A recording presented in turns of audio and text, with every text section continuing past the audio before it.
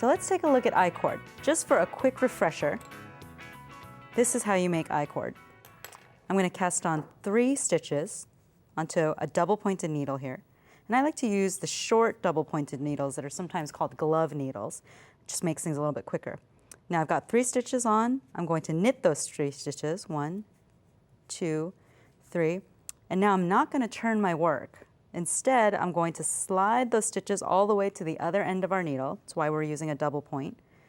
And then knit 3 stitches again, drawing that first stitch fairly tight in the back. I'll knit a couple more rounds, slide to the end, knit 3 stitches, pulling tight, and 1 more, and then you'll be able to see what's happening here. We've got 3 more stitches here. So what's happening here is that we're not really knitting a flat piece of knitting, we're actually knitting a tiny tube. It's closed all the way around. So we're knitting a tiny tube that's just 3 stitches wide. And it's a really simple, quick way to make a cord that you can use for all kinds of applications in knitting. So what are a few of the fun things that you can do? Well, one of the things that I really like is ICord Fringe. You can see here that I've got a swatch. This could be the edge of your scarf, the edge of your garment, you know, wherever you want to do this. And I've already picked up stitches all the way along the edge that I want the fringe to be off of. And I've just put those stitches on a holder because I don't need them right now. If it was a long edge, you could maybe use, you could use a long cable needle or some other kind of, just any situation where those stitches are going to be out of the way. So now I'm just going to work with these first 3 stitches here. And you can either knit those and then put the holder back and then use a second needle to work these, or here's what I'm going to do. And this is another way that you can work your ICord. I've got my 3 stitches knitted, and instead of sliding them to the end of this needle and bringing in a second needle, I'm just going to go ahead and plop them right back onto my stitch holder and just use that as a needle to work off of. So now I'm going to knit those 3 stitches again, put them back onto the stitch holder,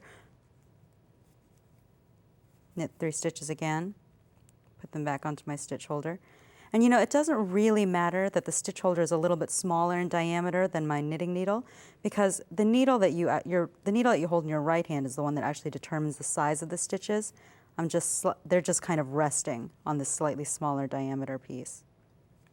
So when your piece of fringe is as long as you like, you can clip your yarn tail, pull it through, hide the ends, and then just move on to your next 3 stitches. And you could have a little bit of chunky fringe all the way across your scarf or whatever you like there.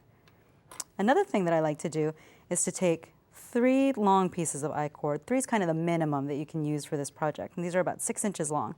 I'm going to take 2 of them, I'm going to fold them in half around my forefinger here. I'm going to take the 3rd one and kind of put it across, perpendicular to those 2. I'm going to fold them all down and kind of even out the ends. Now I'm just going to make a tassel. I'm going to take my matching yarn, and here's a quick, easy way to make the kind of knot that you really want for a tassel. So I'm going to lay the piece of yarn down with the end matching. I'm going to loop it back up and fold it, so all of my yarn is kind of laying in a loop there. I'm going to turn it this way, and I'm going to wrap my tassel piece just right over my yarn tail and my yarn loop. And I don't want to cover up that loop at all. So just wrap your tassel as much as you'd like.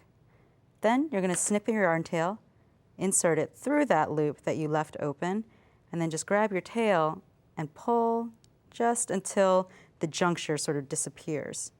And then you can snip both of your tails.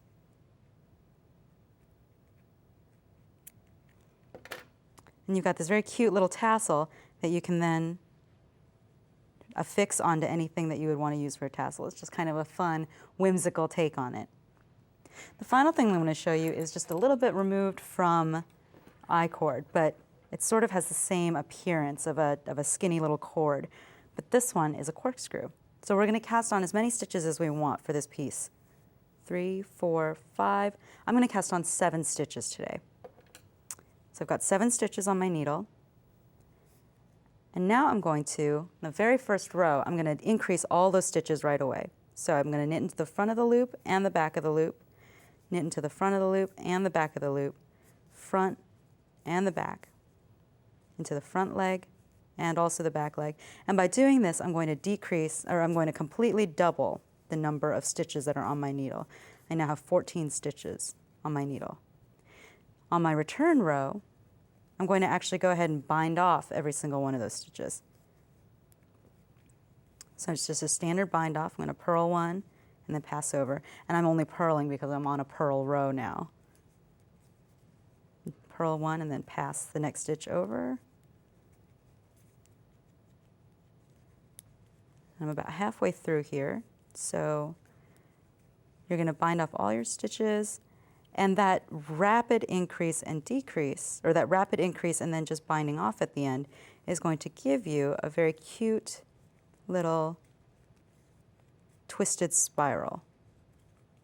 And the longer your piece is, the more dramatic that effect is. I'm just going to snip my tail, pull it through.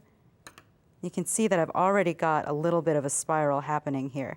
The longer it is, of course, the more revolutions that spiral is going to have. You can use this as an adornment on almost anything.